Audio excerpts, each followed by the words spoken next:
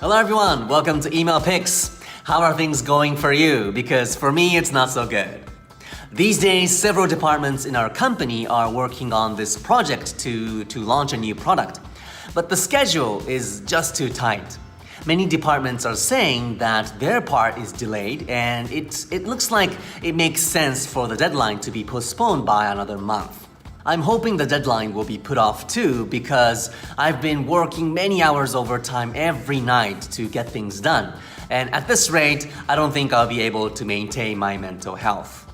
So today, I want to ask my colleague Justin, who is also part of the same project, whether he thinks his team will be able to make it in time.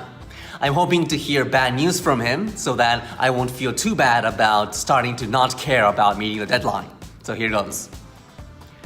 Hi Justin, how's your team doing with Project Z? Over here, I'm struggling to keep up with the schedule. What do you think the odds are that the launch will be delayed? Do you think it's reasonable to assume that the project will be put off by around a month? I know I shouldn't get my hopes up on this, but it will make me feel better if I find another person who thinks the deadline is unrealistic. Let me know what you think. Kyota. Okay. So look at this negativity. Anyway, I opened with a question and an update on how I'm doing with the project. Not so good.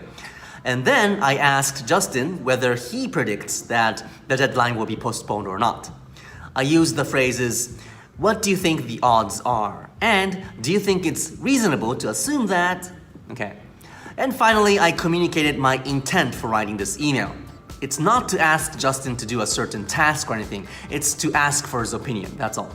So there you go, an email to ask a colleague for his opinion about a project.